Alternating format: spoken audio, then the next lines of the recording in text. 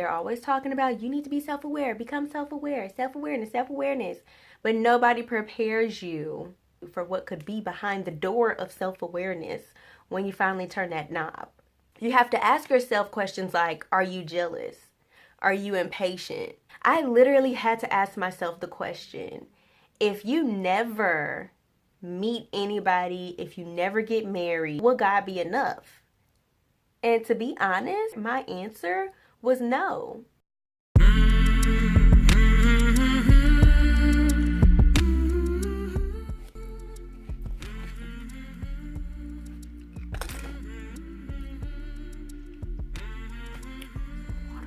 Greetings, Royals. It is Constance with QueenlyMe.com, your place for tips and inspiration on learning love and pursuing that purpose the right way.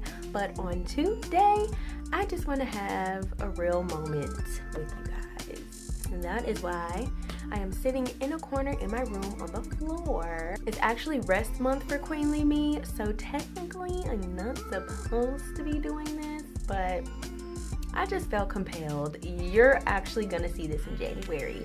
But during my rest, I have really just been like diving in and committing to self-awareness.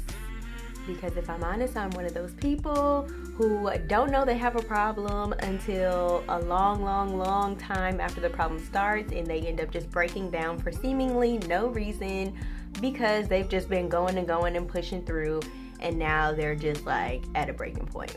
That's why I made myself take this month during December to really just focus on me and focus on God and the direction that He wants my life to go in. I am discovering something about self-awareness that nobody talks about. So here I go. Nobody tells you that when you start diving into self-awareness, that it is scary. They're always talking about you need to be self-aware, become self-aware, self-awareness, self-awareness. But nobody prepares you for what could be behind the door of self-awareness when you finally turn that knob. Okay? Self-awareness to me is really just figuring out why I am the way that I am and continuing to pay attention to myself to figure out when things are changing and why. That's just what it is to me. Self-awareness might be something different to other people, and they might have a real deep definition of it, but for me, that's what it is. I've really just been paying attention to myself and asking questions, and that's the scary part, because when you start asking yourself questions, sometimes the answer is like a ghost of problems past that you haven't dealt with, and it's only gotten bigger and uglier over time. When you are self-aware, you have to allow yourself to feel things because you don't know to pay attention to certain things or self-reflect if you're not allowing yourself to really like feel certain stuff. That kind of doesn't make sense. So let me do a better job of explaining that. Okay, so this is just an example.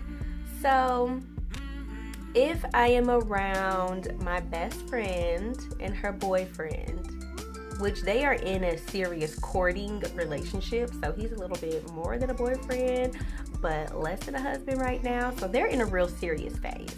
Okay, so if I am around them and I start to feel myself getting, I guess, sarcastic or cynical about them being lovey-dovey, I need to pay attention to that. I need to ask myself, if this is something that you want to happen in your relationship, why is it something that you're seeing as like, ugh, y'all doing too much, y'all need to quit, okay, get married already? Like, why is that your reaction? I have to pay attention to things like that. You have to ask yourself questions like, are you jealous?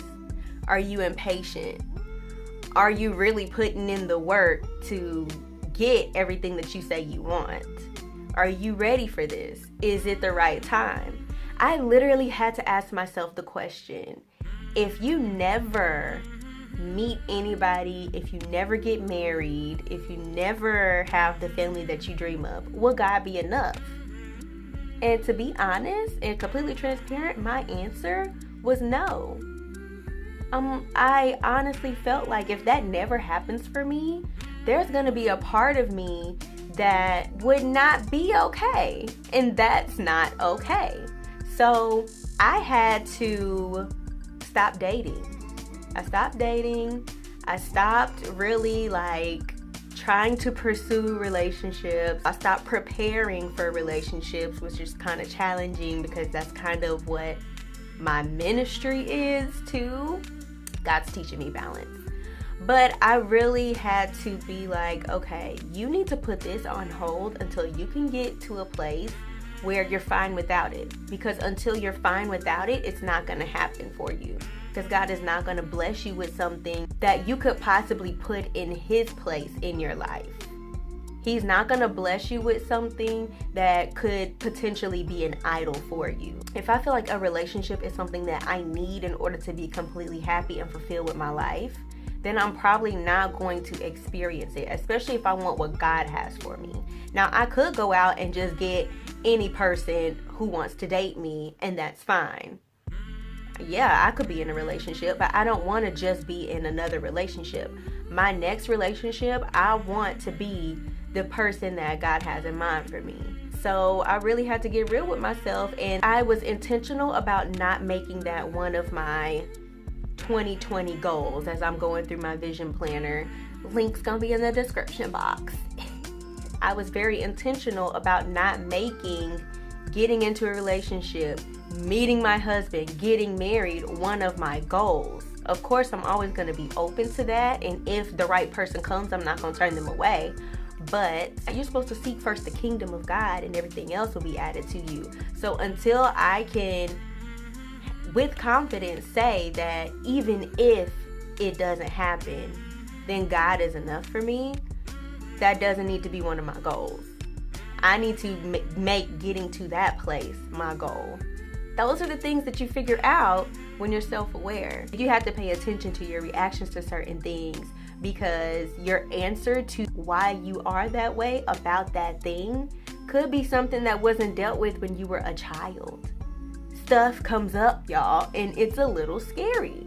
Like, you have to allow yourself to go to those places, to remember certain things. There are memories of bad or scary or traumatic situations that happened when I was a child that in the process of coping, I forgot about, because that's literally what your brain does in order to keep you safe. Sometimes it will just make you forget about it. But when you're self-aware, those things, those memories start coming back up. And if you don't deal with them, then they just become an issue in your life, and they'll come out in other ways, in your relationships, in your job, in your lifestyle, your eating habits. If you're addicted to drugs or if you're an alcoholic, it comes out in those ways. And I realized that once I started figuring out what those issues were, even from way back when, and started dealing with them, that my bad habits stopped. Yes, I cried more. Yes, my heart was heavy more, because you're dealing with those things and you're working through them. But I'm finding out now that as I get into the habit of paying attention to myself, how I respond, and trying to figure out why I'm responding that way, it's a lot easier than having to dig all this stuff up years and years down the line. So that is the great thing about self-awareness. But I'm not gonna lie, sometimes you'll feel like nobody understands. I guess what I would say from just what I'm learning is to just don't withdraw. Don't withdraw, don't isolate yourself from people, because you're going to need people as you're becoming more and more self-aware and things start coming up and you're dealing with them. You're going to need people that you trust. Allow yourself to have your feelings, to experience them, and even sit with them for a little bit. But don't give your feelings so much power. Like, your feelings should be indicators, not your decision makers.